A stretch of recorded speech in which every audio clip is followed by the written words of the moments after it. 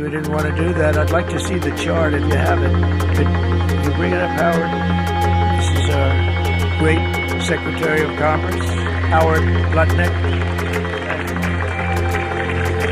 So, if you look at that. First, let's talk about what are, in regular cases, 6 main goals for an administration or a government to think about the economy or macroeconomics of the whole country as a whole. What are their goals? Usually there are 6 goals. First one, the primary one, should be the economic development of American economy. And in many years, many years, for decades, every administration or government are focusing on this topic. Because what is really economy? Why is it important? We need to improve it. The better the economy, the more prosperous it is, the better the life in America is.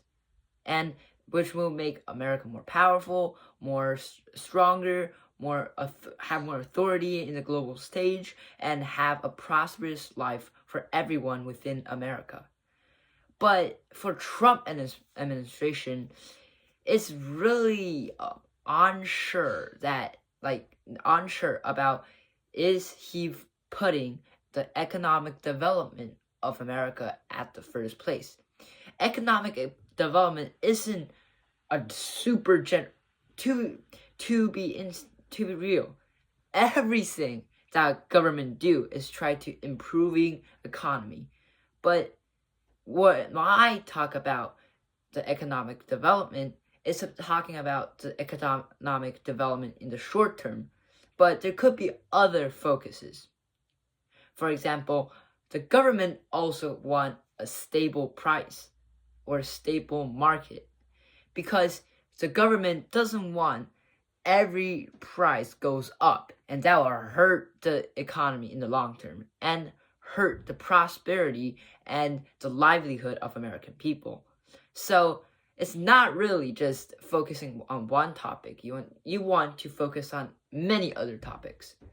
And Trump administration doesn't really put economic development in the short term and the price stability at the first place, because they tend to focus on other topics, according to my research and their previous actions. So, economic development. When you want to develop an economy, first easiest monetary policy is to lower the interest rate. But that will actually hurt the stability of the prices. And if you want to have a stable prices, you need to increase the interest rate. So it kind of contradict with each other. But none of those topics are really focused by Trump and his administration. So the third one is the economic issue within the American government, since the American government have a debt of $36 trillion. And what's really worrying the government and the market isn't really that there are $36 trillion debt in America, but that's actually in terms of proportion, that's lower than the debt of Japanese market, but it's a higher number. What's really worrying by the government and the market is that they worry with the increase of interest rate. Back then, the interest rate of 10-year bond yield is only 1.7%, and now it's over 4%, which means the money that the interest that American government have to pay every year is $0.88 trillion. That's a lot for American economy. But that's causing issues in long term, since if America cannot pay back, that's a huge deficit for American credit, which will devastate the financial market of America and the authority of dollars. Now, let's go into the fourth topic, authority of dollars. America economy, why America emerged to be the largest economy in the world is because that America made US dollars the world reserve currency, and everyone who wants to trade with each other have to have US dollars, which will increase the demand for dollars and increase the value for dollars. This will help American financial market, but it will actually cause another issue, which is the fifth problem that Trump administration probably focuses to solve, is the offshoring of American industries. In many of his promises for the election, he said that he wanted to make America great again. And in economy, he wanted to make American industry great again. And offshoring doesn't really help with his promises. So he wants to use different policies, I'll talk about it later, different policies to force industry back into America. So America can have a stable industry. And it's kind of also a more serious issue like national security, since many of American industries are not in America. Important ones are not in America, which means it will put America in a bad situation when there's any conflict with the nation that they're offshoring to. And that's China. The sixth problem that Trump administration wants to solve is the authority of dollars, and all those things we talked about is all super important. And the sixth issue is using all of those top five. The sixth issue is Trump wants to weaken the opponent of American industry. Because for America and every other nation around the planet, they want to compete with each other to get a better share of the global market and export more product to the global market, or just having a better financial market. So Trump also focused on that according to his previous policies. So the three main goal of Trump administration economic policies focuses on three main topics: fixing the deficit of American government, fixing the competition with opponent of American economy, specifically China, and to get back American manufacturing industry from foreign places. And to achieve those goals, you cannot just say it. You have to take some actions, whether it could be successful or not unsuccessful. You have to do it. And Trump administration and Bessent thought that tariff is a good idea and a good strategy to solve those issues. So there are three benefits that Bessent and American government say that they're going to get from tariffs. First, they can get more money. This is the most straightforward one. You know it. More taxes. Tariff is a taxes implemented on foreign trade and imports. The more taxes there are, the more money a government have, which is pretty straightforward. And it will solve part of American deficit issue. But American deficit issue isn't really solvable at this point, to be real, because the deficit now is $37 trillion. The only thing that American government can do for now is to stop the situation from getting worse and worse, because now interest rate is pretty high for bonds. U.S. bonds yield is pretty high, which means that the interest that American government have to pay in short term is pretty high, and they need to save some money or earn some money to solve this issue. So this is the first most straightforward benefit that tariff can offer to America. The second benefit it could have is to stop the offshoring process of American industries. In the promise of MAGA, or Make America Great Again, Trump promised to in economy, make American industry also great again. So offshoring will hurt American domestic industry, and tariff can be one suitable thing for this process. And the third reason is to use tariff to fight American opponents. Because in this world, we all know that there are many other countries rather than America, and there are many other economies that's competing against America. One of the biggest one is China, with its pretty cheap labor and its growing economy. It could actually be a competitive market with America. And this could lead to a trap, which means that if China wants to grow and become the new global leader and the new global huge countries, it has to compete with America. And these two countries have to compete with each other in economy in every different fields. And Trump is thinking about using the authority of dollars and the huge demand for the market of America to compete with China.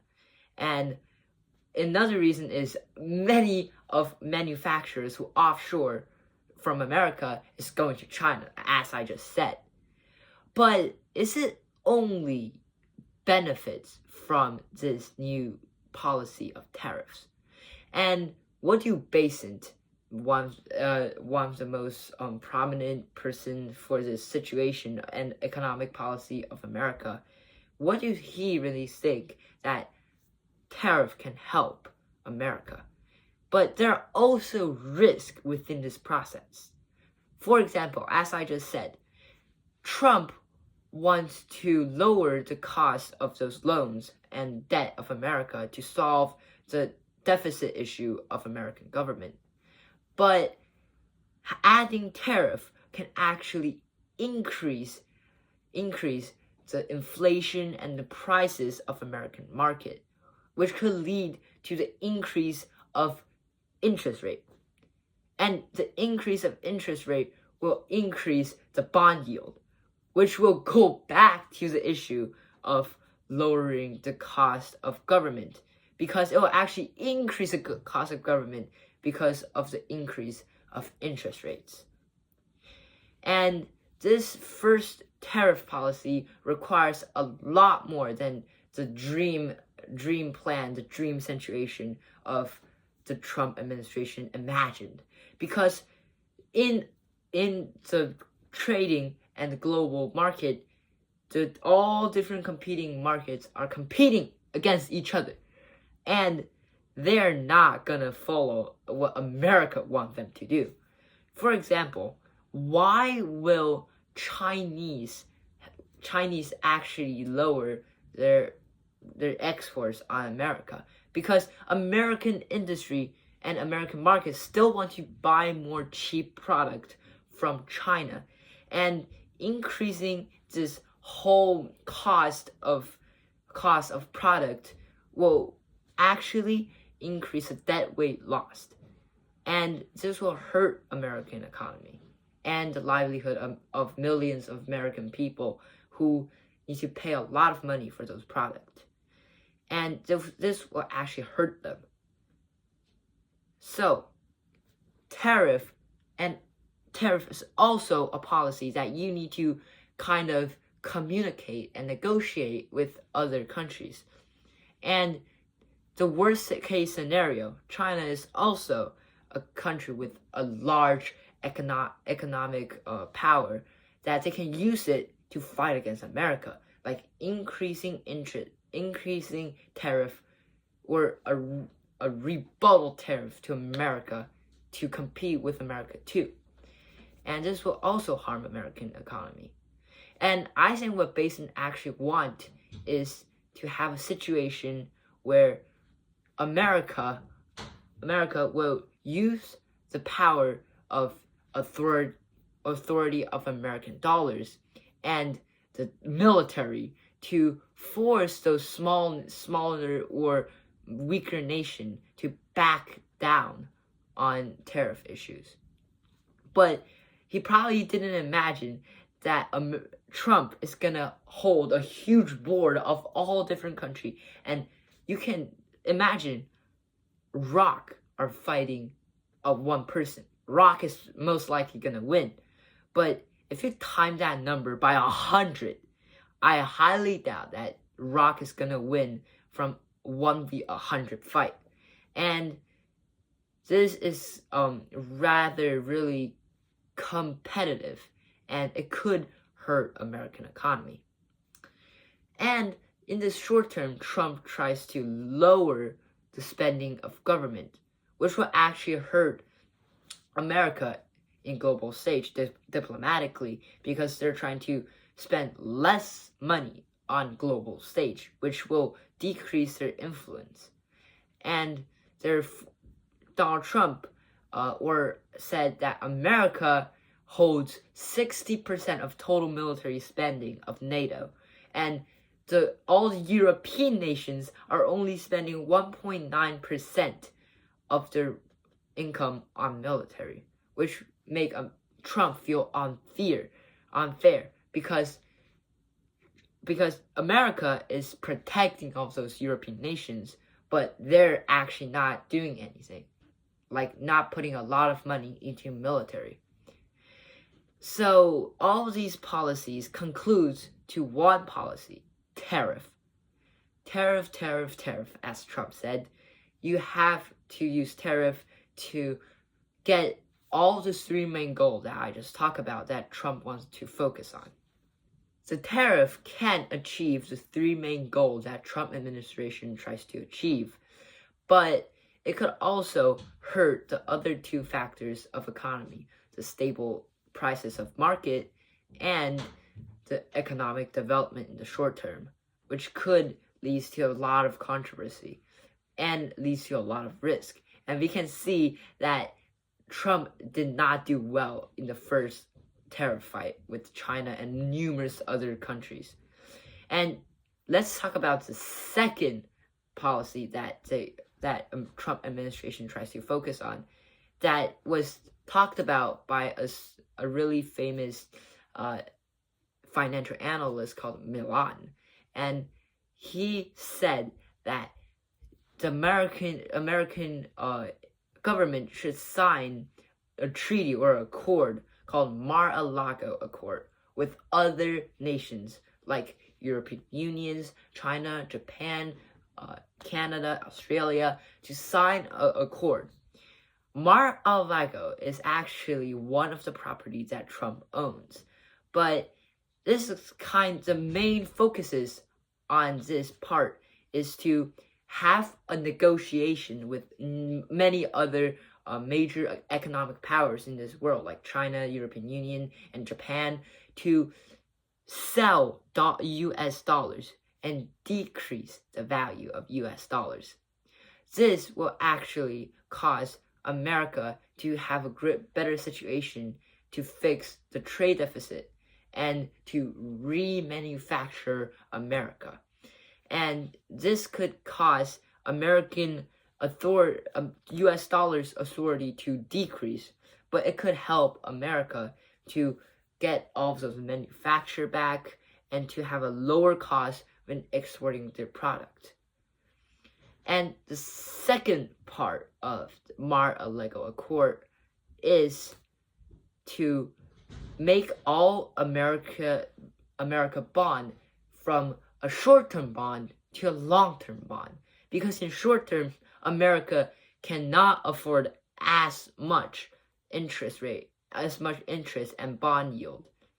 So America, from this accord, can change this debt to long term, which will decrease the cost in the short term. But there's a huge issue with this policy, because first of all, why do people and other nations, the world leaders from other nations, wants to sell US dollars to help America, especially China? Why would China ever want to sacrifice their own interests on exporting their manufactured goods to help America, their largest opponent. And the second part is that why will government from all different nations want to extend short-term bond to long-term bond?